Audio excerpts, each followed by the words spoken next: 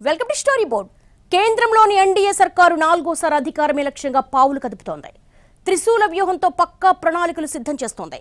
Sir delimitation, మహిళా రిజర్వేషన్ల బిల్లులతో ప్రత్యర్థులు ఇరుకుని పెట్టాలని ప్రయత్నిస్తోంది. బీహార్, బెంగాల్లో అనుసరించిన ఫార్ములానే 2029 ఎన్నికల్లో అమలు చేసేందుకు రెడీ అవుతోంది. దేశంలో పార్లమెంటరీ ప్రజాస్వామ్యం ఉంది. ఇక్కడ ఎన్నికలదే కీలక పాత్ర. అలాంటప్పుడు ఓటర్ల విషయంలో వారి అర్హతలను ఎప్పటికప్పుడు సరిచూసుకోవడం చాలా అవసరం. ఈ ఉద్దేశంతోనే సర్ ప్రక్రియకు రూపకల్పన జరిగింది. కాకపోతే ఇప్పుడు జరుగుతున్నది సర్ కాదు, ఓట్ల చోరీ అని విపక్షాలు ఆరోపిస్తున్నాయి. ఈసీ మాత్రం అవన్నీ అపోహలే అని కొట్టిపారేస్తోంది. దేశంలో ఓటర్ల జాబితాను అప్పుడప్పుడు సవరించడం తప్పనిసరి. అర్హులకు చోటు కల్పించి అనర్హులపై వేటు వేసేందుకు సర్ నిర్వహించడమూ అవసరమే. దీనిపై ఎవరికీ ఎలాంటి అభ్యంతరం ఉండనవసరం లేదు. ఈ విషయమై ఎన్నికల సంఘానికి ప్రజాప్రాతినిధ్య చట్టం 1951 పూర్తి స్వేచ్ఛను కల్పించింది. ఈసీ ఈ విషయంలో ఎవరి అనుమతి తీసుకోవాల్సిన లేదా ఎవరికి జవాబుదారీ వహించాల్సిన అవసరం లేదు. దేశంలో ఇలాంటివి జరగడం ఇదే కొత్త కూడా కాదు. 1952 నుంచి 2004 వరకు 13 సార్లు సర్ జరిగింది. కానీ ప్రస్తుత సర్వే స్థాయిలో అవేవీ వివాదాల్లో చిక్కుకోలేదు. అయితే ఎన్నికల కమిషన్ విశ్వసనీయత కొడగట్టిన ప్రస్తుత తరుణంలో దేశవ్యాప్తంగా జరుగుతున్న ఓటర్ల జాబితా సవరణ వివాదాల సుడిగుండంలో చిక్కుకుంది. సర్ పేరిట జరుగుతున్న తతంగమంతా బీజేపీకి సానుకూలత, విపక్షాలకు ప్రతికూలత కల్పించేందుకేనని, అందుకు కృత్రిమమైన రీతిలో చేర్పులు, ప్రక్షాళనలు జరుగుతున్నాయని ప్రధానమైన ఆరోపణ. పనిగా పౌరసత్వ పరీక్షలు జరుగుతున్నాయనేది మరో ఆరోపణ. దాదాపు 20 ఏళ్ల సుదీర్ఘ విరామం తర్వాత ఎన్నికల సంఘం సర్వే చేపట్టింది. అందులోనూ మొదటి విడతగా బీహార్లో అసెంబ్లీ ఎన్నికలకు ముందు నిర్వహించడంపై ఇప్పటికే తీవ్ర దుమారం చెలరేగింది. మార్పుల తర్వాత జాబితాలో 50 లక్షలకు పైగా ఓటర్ల పేర్లు గల్లంతు కావడంపై పార్లమెంట్ కూడా దద్దరిల్లింది. ఈ వివాదం ఒక కొలిక్కి రాకుండానే దేశమంతటా సర్ కార్యక్రమం చేపట్టనున్నట్లు ఎన్నికల కమిషన్ గత అక్టోబర్ 27న ప్రకటించింది. దీనిపై విపక్షపాలిత రాష్ట్రాలు తీవ్ర వ్యతిరేకత తెలిపాయి. ముఖ్యంగా తమిళనాడు, పశ్చిమ బెంగాల్ ప్రతిఘటించి తీరతామని శపథం పూనాయి. కానీ తీవ్ర నిరసనల మధ్యే సర్ ప్రక్రియ జరిగింది. ఎన్నికల్లో తమ ఓటమికి సర్తోనే పునాది పడిందని బెంగాల్లో మమతా బెనర్జీ సుప్రీం దాకా వెళ్లి మరీ ప్రతిఘటించారు. దీంతో సుప్రీంకోర్టు సర్ ప్రక్రియ కోసం జ్యుడిషియల్ అధికారులను నియమించింది. చివరకు వారిని కూడా ఘెరావ్ చేసే దుస్థితి రావడం, తమ ఆదేశాల్ని కూడా బెంగాల్ రాష్ట్ర యంత్రాంగం బేఖాతరు చేయడాన్ని సుప్రీం తీవ్రంగా పరిగణించింది.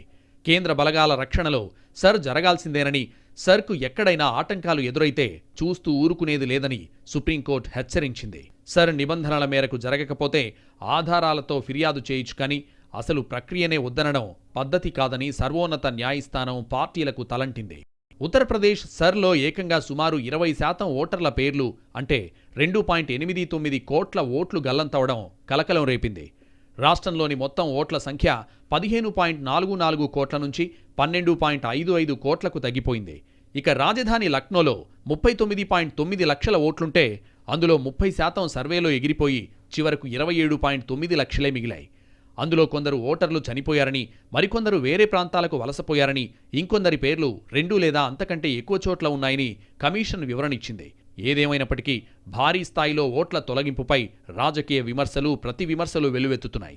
సర్ కార్యక్రమం వల్ల ఓటర్లలో కొన్ని వర్గాలు తీవ్ర ప్రభావానికి గురయ్యాయని ప్రధాన ప్రతిపక్షమైన సమాజ్వాదీ పార్టీ ఆరోపించింది.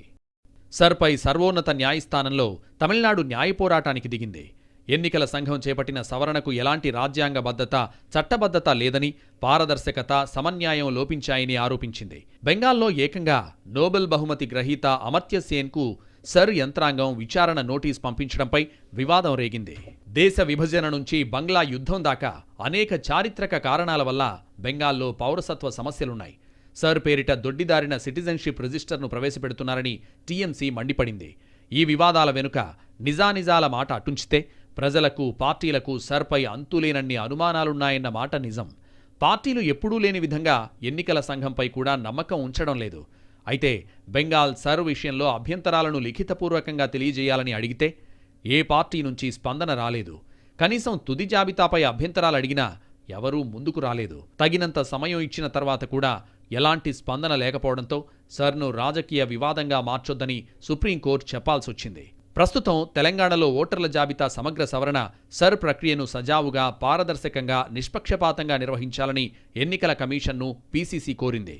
రాష్ట్రంలో ఎన్నికలకు ఇంకా 2 ఏళ్లకు పైగా సమయం ఉన్నందున ఇతర రాష్ట్రాల్లో మాదిరిగా 2 నుంచి 3 నెలల్లో హడావిడిగా ముగించకుండా ఏడాదిన్నర పాటు జాగ్రత్తగా చేయాలని సూచించింది. సర్లో ఓటు తొలగిస్తే దరఖాస్తు చేసుకోవడానికి గడువును 3 నెలలకు పెంచాలని విజ్ఞప్తి చేసింది.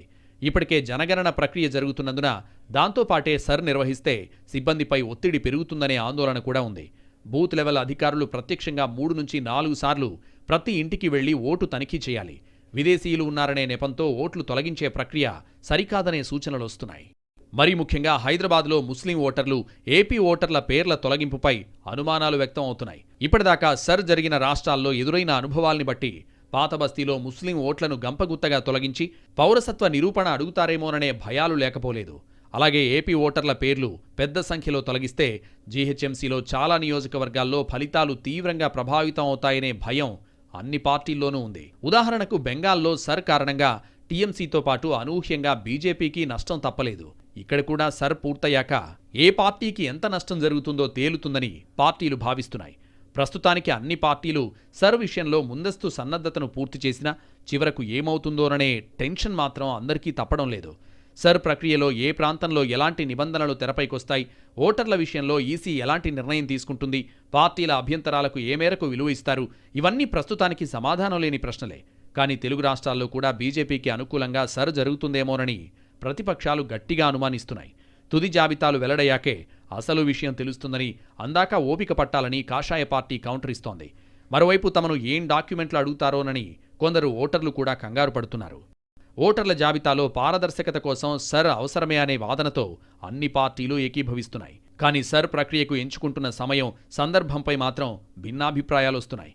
ఇక్కడ అవకతవకలు ఉన్నాయా లేదా అనేది పక్కన పెడితే అసలు అనుమానాలు కలిగేలా ఎందుకు వ్యవహరించాలనే ప్రశ్నకు మాత్రం ఖచ్చితంగా జవాబు వెతకాల్సిందే. అటు పార్టీలు, ఇటు ఓటర్లు అందరిలోనూ నమ్మకం కలిగించే విధంగా ఈసీ విధానాలకు పదును పెట్టాలనే సలహాలొస్తున్నాయి. అనవసర ఆందోళనలు, వివాదాలకు తావివ్వకుండా ఎవరూ వేలెత్తి చూపడానికి వీల్లేని విధంగా తెలుగు రాష్ట్రాల్లో సర్ జరగాలనే భావన వ్యక్తమవుతోంది. అయితే మన దగ్గర బీహార్, బెంగాల్ మాదిరి రగడకు ఆస్కారం లేదని, ఇక్కడ చాలా వరకు ఓటర్లకు సరైన పత్రాలుంటాయనే అభిప్రాయాలు కూడా లేకపోలేదు. గత ఏడాది బెంగాల్లో, అంతకుముందు బీహార్లో జరిగిన సర్ వివాదాస్పదమైంది. అయితే పార్టీలు ఆరోపణలైతే చేశాయి, కానీ దేనికి రుజువులు చూపలేదని ఎన్నికల సంఘం తేల్చేసింది. సుప్రీంకోర్టు కూడా సర్ నిలిపేయాలనే ఆలోచనే తప్పని వ్యాఖ్యానించింది. పారదర్శకత కోసం ఎలాంటి ఆదేశాలైనా ఇస్తామని వివాదానికి ముగింపు పలికే ప్రయత్నం చేసింది. దేశంలో సర్ ప్రక్రియను ఈసీ తొలుత ప్రయోగాత్మకంగా బీహార్లో గతేడాది జూన్ నుంచి సెప్టెంబర్ వరకు నిర్వహించింది. దేశంలోని 9 రాష్ట్రాలు, 3 కేంద్రపాలిత ప్రాంతాల్లో నవంబర్ 4, 2025 నుంచి స్పెషల్ ఇంటెన్సివ్ రివిజన్ సర్ ప్రక్రియను చేపట్టింది భారత ఎన్నికల సంఘం. ఈ ప్రక్రియ వివిధ దశల్లో కొనసాగి ఈ ఏడాది ఫిబ్రవరిలో ముగిసింది. అండమాన్ నికోబార్, ఛత్తీస్గఢ్, గోవా, గుజరాత్, కేరళ, లక్షద్వీప్, మధ్యప్రదేశ్, పుదుచ్చేరి, రాజస్థాన్, తమిళనాడు, ఉత్తరప్రదేశ్, పశ్చిమ బెంగాల్లో సర్ ఇప్పటికే పూర్తయింది. చివరిసారి ఈ ప్రాంతాల్లో సర్ ప్రక్రియ 2002 నుంచి 2005 మధ్య కాలంలో జరిగింది. సాధారణంగా ఓటర్ల జాబితాకు సంబంధించి భారత ఎన్నికల సంఘం 2 రకాల పనులను చేపడుతుంది. ఒకటి స్పెషల్ సమరీ రివిజన్ SSR. దీన్ని ఎన్నికల సంఘం ప్రతి ఏటా నిర్వహిస్తుంది. ఈ SSR ప్రక్రియలో కొత్త ఓటర్లను చేర్చడం, చనిపోయిన వారిని ఓటర్ జాబితా నుంచి తీసివేయడం, ఓటర్ల వ్యక్తిగత వివరాల్లో అవసరమైన సవరణలు చేపట్టడం వంటివి చేస్తారు. రెండోది స్పెషల్ ఇంటెన్సివ్ రివిజన్. దీన్నే సర్ అంటారు. ఒక ప్రత్యేక ప్రయోజనం కోసం ఎన్నికల సంఘం ఈ ప్రక్రియను నిర్వహిస్తుంది. SSR మాదిరిగా కాకుండా సర్ను చేపట్టినప్పుడు ఓటర్ల జాబితాలోని వారంతా తమ ఎన్యుమరేషన్ ఫామ్ను సమర్పించాల్సి ఉంటుంది. మొత్తం మీద సర్ ప్రక్రియ 5 దశల్లో జరుగుతుంది. సర్ 3వ దశలో తెలంగాణ సహా 16 రాష్ట్రాలు, 3 కేంద్రపాలిత ప్రాంతాల్లో నిర్వహిస్తున్నారు. హిమాచల్ ప్రదేశ్, జమ్మూ కాశ్మీర్, లడాక్ మినహా దేశంలోని మిగిలిన ప్రాంతాలన్నీ ఈ 3వ దశతో కవర్ కానున్నాయి. 16 రాష్ట్రాలు, 3 కేంద్రపాలిత ప్రాంతాల్లో కలిపి 36.73 కోట్ల మంది ఓటర్లుండగా 3.94 లక్షల మంది BLOలను తాము నియమించామని, 3.42 లక్షల మంది BLOలను వివిధ పార్టీలు నియమించినట్లు ఈసీ తెలిపింది. ఒకవేళ ఇంటికి తాళం వేసి ఉంటే BLOలు కనీసం 3 సార్లు సందర్శిస్తారు. ఓటర్లు తమ నమోదు ఫారాలను ఆన్లైన్లో డౌన్లోడ్ చేసుకుని సమర్పించే అవకాశం కూడా కల్పిస్తారు. జూలై 24వ తేదీలోపు పోలింగ్ కేంద్రాల పునర్వ్యవస్థీకరణ ప్రక్రియను పూర్తి చేయనున్నారు. ఈ ప్రక్రియ ముగిసిన అనంతరం జూలై 31న ముసాయిదా ఓటర్ జాబితాను ప్రచురిస్తారు. సర్ ప్రక్రియలో ఇది అత్యంత కీలకమైన దశగా చెప్తున్నారు. తెలంగాణలో 3,30,20,705 మంది ఓటర్ల వివరాలను ధృవీకరించడానికి 35,985 మంది BLOలను నియమించారు. ఈ ప్రక్రియ పారదర్శకంగా జరిగేలా చూసేందుకు రాజకీయ పార్టీల తరపున 25,886 మంది బూత్ స్థాయి ఏజెంట్లు అధికారులకు సహకరిస్తారు. ముసాయిదా ఓటర్ జాబితా ప్రచురించిన తర్వాత జాబితాలో ఓటు హక్కు లేనివాళ్లు కొత్తగా ఓటు నమోదు కోసం అపీల్ చేసుకోవడానికి నెల రోజుల సమయం కల్పించారు. క్లెయిమ్లు, అభ్యంతరాల పరిష్కారం, ఫిర్యాదులు ఇచ్చేందుకు జూలై 31 నుంచి ఆగస్టు 30 వరకు అవకాశం ఇచ్చారు. ఈ సమయంలో నోటీసుల జారీ, విచారణ, ధృవీకరణ, నమోదు ఫారాలపై నిర్ణయం, క్లెయిమ్లు, అభ్యంతరాల పరిష్కారం వంటి ప్రక్రియలు నిర్వహిస్తారు. కొత్త ఓటరుగా పేరు నమోదుకు ఫామ్ 6, వివరాల సవరణ లేదా నివాస మార్పు కోసం ఫామ్ 8 సమర్పించాల్సి ఉంటుంది. సెప్టెంబర్ 28 వరకు అన్ని అభ్యంతరాలు పరిష్కరించి అక్టోబర్ 1న తుది ఓటర్ జాబితాను ప్రచురిస్తారు. తుది జాబితాలో ఇంకా ఏమైనా అభ్యంతరాలు ఉన్నా లేదా నమోదులో ఇబ్బందులు ఎదురైనా ఓటర్లు BLOల సహాయం తీసుకోవాలని ప్రధాన ఎన్నికల అధికారి సూచించారు. ఒకవేళ అధికారులు తీసుకున్న నిర్ణయాలపై అసంతృప్తి ఉంటే జిల్లా మెజిస్ట్రేట్కు లేదా CEOకు అప్పీల్ చేసుకునే అవకాశం చట్ట ప్రకారం ఉన్నట్టు CEO వెల్లడించారు. ఓటర్ తమ పాత అడ్రస్లోనే నివసిస్తుంటే ఎన్యుమరేషన్ ఫామ్ను నింపి పోలింగ్ స్టేషన్ అధికారికి సమర్పించాలి. ఈ సమయంలో ఎలాంటి డాక్యుమెంట్లను ఇవ్వాల్సిన అవసరం లేదని ఎన్నికల సంఘం తెలిపింది. నిర్దేశిత గడువులోగా ఈ ఫామ్ను సమర్పించలేని వారు అభ్యంతరాల పిటిషన్లను సమర్పించే దశలో సమర్పించొచ్చని ఎన్నికల సంఘం చెప్పింది. ఓటర్లు తప్పనిసరిగా వ్యక్తిగతంగా ఈ ఫామ్ను సమర్పించాల్సి ఉన్నప్పటికీ ఎవరైనా చదువుల కోసం లేదా ఏదైనా పని నిమిత్తం వేరే ప్రాంతంలో ఉండి రాలేకపోతే కుటుంబ సభ్యులు హామీగా ఉంటూ వారి తరపున ఆ ఫామ్ను నింపి సమర్పించాలి. ఒకవేళ అదే పట్టణంలో లేదా నగరంలో అంతకు ముందటి అడ్రస్లో కాకుండా వేరే ప్రాంతంలో నివసిస్తుంటే ఈ ప్రక్రియ జరుగుతున్నప్పుడు వారు ఎన్యుమరేషన్ ఫామ్ను పూరించి ప్రస్తుతం నివసిస్తోన్న ప్రాంతంలోని పోలింగ్ స్టేషన్ అధికారికి సమర్పించాలి. సర్ ప్రక్రియ సమయంలో ఓటర్లు శాశ్వతంగా లేదా తాత్కాలికంగా వేరే ప్రాంతానికి వెళ్లారా అనేది పోలింగ్ స్టేషన్ అధికారులు రికార్డ్ చేస్తారు. చాలా కుటుంబాలు ఇతర పట్టణాల్లో శాశ్వతంగా నివసిస్తున్నప్పటికీ ఎన్నికల సమయంలో ఓటు వేసేందుకు తమ స్వస్థలానికి వస్తుంటారు. ఇలాంటి పరిస్థితుల్లో ఎన్యుమరేషన్ ఫామ్ను ఎన్నికల సంఘం వద్ద నమోదై ఉన్న పాత అడ్రస్లో సమర్పించలేకపోతే వారి పేర్లను అక్కడ తొలగిస్తారు. ప్రస్తుతం వారు ఎక్కడైతే నివసిస్తున్నారో ఆ పోలింగ్ స్టేషన్ వద్ద తమ పేర్లను నమోదు చేసుకునేందుకు కొత్తగా అప్లికేషన్ను పెట్టుకోవాల్సి ఉంటుంది. ఎన్యుమరేషన్ ఫామ్తో ఈ ప్రక్రియ చేపట్టిన తర్వాత ఓటర్ జాబితాలో ఏమైనా తేడాలుంటే ఎన్నికల సంఘం వాటికి వివరణ కోరుతుంది. ఆ సమయంలో నోటీస్ అందుకున్న వారు మాత్రమే తమ డాక్యుమెంట్లను సమర్పించాల్సి ఉంటుందని ఎన్నికల సంఘం చెబుతోంది. తర్వాత సర్ ప్రక్రియలో ఈసీ చెబుతున్న విధానమంతా పేపర్ మీద సజావుగానే కనిపిస్తున్నా క్షేత్రస్థాయిలో మాత్రం అమలు దగ్గరే తేడా వస్తోందని రాజకీయ పార్టీలు అభ్యంతరం చెబుతున్నాయి. సర్ ప్రక్రియలో ఓట్ చోరీ ఎలా జరుగుతోందో రాహుల్ గాంధీ ఉదాహరణలతో సహా బహిరంగంగా వివరించడంతో ఈసీ ఉలిక్కిపడింది. ఆ తర్వాత సర్దుకుని రాహుల్ తాను చూపే ఆధారాలకు లిఖితపూర్వకంగా హామీ ఇవ్వాలని కోరింది. అయితే దీనికి రాహుల్ అంగీకరించకపోవడంతో ఆయన ఆరోపణల్లో పసలేదని ఈసీ కొట్టిపారేసింది. తాను ఆధారాలతో సహా చెబుతున్నా ఇంకా లిఖితపూర్వక ధృవీకరణ అడగడంలో అర్థం లేదని రాహుల్ తీవ్రంగా మండిపడ్డారు. చివరకు ఈసీ తీరుపై ఆగ్రహం వ్యక్తం చేసిన విపక్షాలు సిఈసీ అభిశంసనకు కూడా సిద్ధపడ్డాయి. అయితే పార్లమెంట్లో తగిన బలం లేక ఈ ప్రతిపాదన ముందుకు వెళ్లలేదు.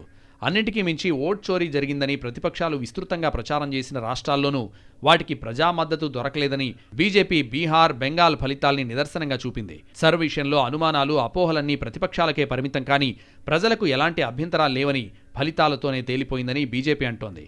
కానీ ఫలితాలు అనుకూలంగా వచ్చినంత మాత్రాన అభ్యంతరాలను లైట్ తీసుకోకూడదని, పారదర్శకత విషయంలో రాజీ లేదని చాటి చెప్పాల్సిన అవసరం ఉందని నిపుణులు అభిప్రాయపడుతున్నారు. ఎన్డీఏ సర్కార్ 4వసారి గెలవడానికి ఇప్పటి నుంచి ఎత్తులేస్తోంది. 2029లో అధికారంలోకి రావడానికి త్రిశూల వ్యూహాన్ని అమలు చేస్తోంది. సర్, డీలిమిటేషన్, మహిళా రిజర్వేషన్ బిల్లులతోనే నయా గేమ్ షురూ చేసింది. సర్పై బీజేపీ ఫోకస్ చేయడంతో హైదరాబాద్లో మైనార్టీల ఓట్లపై చర్చ నడుస్తోంది. కేంద్రంలో వరుసగా 3 సార్లు అధికారంలోకి వచ్చింది ఎన్డీఏ. మూడోసారి కూడా చావు తప్పి కన్నులొట్టబోయినట్లు గెలిచింది. ఆప్ కీ బార్ 400 పార్ అంటూ మోడీ నినదించినా ప్రజలు కరుణించలేదు. బీజేపీ సొంతంగా 250 సీట్లు కూడా సాధించలేక 240 దగ్గర ఆగిపోయింది. జేడీయూ, టీడీపీ చిన్న పార్టీల మద్దతుతో ప్రభుత్వాన్ని ఏర్పాటు చేసింది ఎన్డీఏ.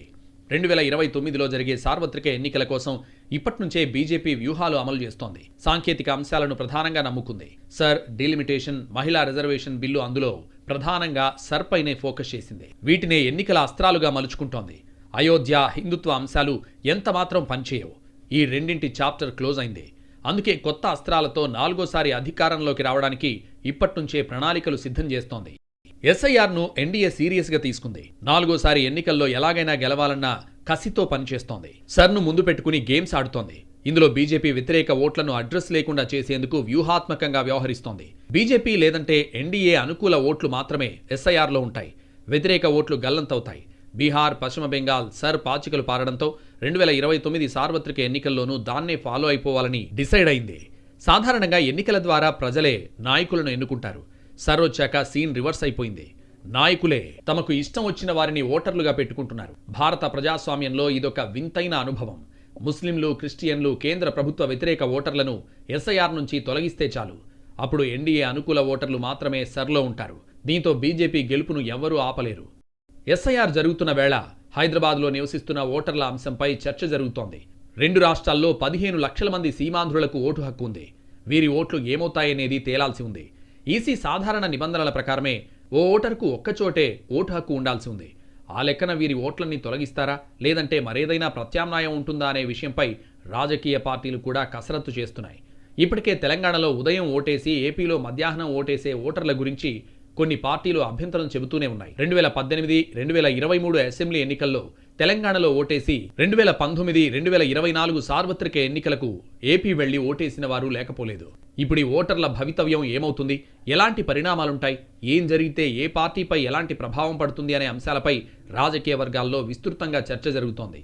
మరి ముఖ్యంగా ప్రతిపక్ష పార్టీల ఓట్లు తొలగిస్తారనే అనుమానాలు నెలకొన్నాయి. ముఖ్యంగా హైదరాబాద్లో ముస్లిం ఓటర్లు, ఏపీ ఓటర్ల పేర్లు తొలగింపుపై అనుమానాలు వ్యక్తమవుతున్నాయి. ఇప్పటిదాకా సర్ జరిగిన రాష్ట్రాల్లో ఎదురైన అనుభవాల్ని బట్టి పాత బస్తీలో ముస్లిం ఓట్లను గంపగుత్తగా తొలగించి పౌరసత్వ నిరూపణ అడుగుతారేమోననే భయాలు లేకపోలేదు. అలాగే ఏపీ ఓటర్ల పేర్లు పెద్ద సంఖ్యలో తొలగిస్తే జీహెచ్ఎంసీలో చాలా నియోజకవర్గాల్లో ఫలితాలు తీవ్రంగా ప్రభావితం అవుతాయనే భయం అన్ని పార్టీల్లోనూ ఉంది. ఉదాహరణకు బెంగాల్లో సర్ కారణంగా టీఎంసీకి నష్టం తప్పలేదు. ఇక్కడ కూడా సర్ పూర్తయ్యాక ఏ పార్టీకి ఎంత నష్టం జరుగుతుందో తేలుతుందని పార్టీలు భావిస్తున్నాయి. 2029 ఎన్నికల నాటికి బీజేపీ అధికారంలో ఉన్న రాష్ట్రాల్లో పరిస్థితులు కూడా మారిపోయే అవకాశం ఉంది. ఉత్తరప్రదేశ్లో బీజేపీ ప్రభుత్వం యోగి పాలనపై ప్రజలకు విసుగొచ్చింది. అక్కడ తీవ్ర వ్యతిరేకత ఉండడంతోనే గత పార్లమెంట్ ఎన్నికల్లో అయోధ్య ఆలయం ఉన్న ఫైజాబాద్ పార్లమెంట్లో సమాజ్వాదీ పార్టీ విజయం సాధించింది. అటు బీహార్లోనూ బీజేపీ అంటేనే ప్రజలు, విద్యార్థులు మండిపడుతున్నారు. అసోంలో ఇప్పటికే 3 సార్లు అధికారంలోకి రావడం బీజేపీకి మైనస్గా మారనుంది. ఇవే కాకుండా మహారాష్ట్ర, మధ్యప్రదేశ్, రాజస్థాన్లోనూ కాషాయ పార్టీకి అంత సానుకూల పవనాలు ఏమీ లేవు. కోల్కతా, ఢిల్లీ, ఒడిషా, ఛత్తీస్గఢ్లో బీజేపీ ప్రభుత్వాలే ఉండడం 2029 నాటికి ఓటర్లు వ్యతిరేకంగా మారే ప్రమాదం పొంచి ఉంది. నీట్, నెట్తో పాటు అనేక పోటీ పరీక్షల పేపర్లు లీక్ కావడం కమలం పార్టీని ఇరకాటంలోకి నెట్టింది. ప్రజల్లో వ్యతిరేకతను పసిగట్టిన బీజేపీ సర్ డీలిమిటేషన్, మహిళా రిజర్వేషన్ల బిల్లులతో నయా గేమ్ స్టార్ట్ చేసింది. సర్తో ప్రత్యర్థుల ఓటు బ్యాంకును భారీగా తొలగించనుంది. ఆ తర్వాత డీలిమిటేషన్ ద్వారా 50% సీట్లు పెంచుకునేందుకు తెర వెనుక మంత్రాంగం షురూ చేసింది. ప్రస్తుతం పార్లమెంట్లో 543 సీట్లున్నాయి. వీటిని 850కి పెంచేందుకు డీలిమిటేషన్ బిల్లును తీసుకొచ్చింది. దక్షిణాదిలో ప్రస్తుతం 129 పార్లమెంట్ ఉంటే డీలిమిటేషన్ జరిగితే 195 అవుతాయి. అంటే 5 రాష్ట్రాలు కలిపి పెరిగే సీట్లు కేవలం 66 మాత్రమే. అయితే ఉత్తరాది రాష్ట్రాలు భారీగా లబ్ధి పొందనున్నాయి. 230 సీట్లకు పైగా అక్కడ పెరగనున్నాయి. అలా దక్షిణాది రాష్ట్రాలతో సంబంధం లేకుండానే సౌత్ను నామమాత్రం చేసేందుకు శతవిధాలా ప్రయత్నిస్తూనే ఉంది. మహిళా రిజర్వేషన్ చట్టం, నియోజకవర్గాల పునర్విభజన కమిషన్ చట్టంలో రాజ్యాంగ సవరణ తీసుకురానున్నారు. ప్రస్తుత పరిస్థితుల్లో రాజ్యాంగ సవరణకు ఉభయ సభల్లో అవసరమైన 3/2 ఓట్లు ప్రభుత్వానికి లేవు. అలాంటప్పుడు 2 బిల్లులు ఆమోదం పొంది 2029లో కార్యరూపం దాల్చాలంటే ఇండియా కూటమి మద్దతు తప్పనిసరి. కాంగ్రెస్ మాత్రం ఇందులో బీజేపీ రాజకీయ ప్రయోజనాల్ని మాత్రమే చూస్తోంది. దీంతో 2 బిల్లులకు 2/3 మద్దతుపై ఉత్కంఠ నెలకొంది. ఇప్పుడు కాకపోతే బిల్లులు మూలన పడే అవకాశం ఉంది. ఒకవేళ అలా జరిగితే మహిళా రిజర్వేషన్ బిల్లును సాకుగా చూపి మహిళా లోకానికి కాంగ్రెస్ వ్యతిరేకమని చిత్రీకరించేందుకు బీజేపీ కాచుకు కూర్చుంది.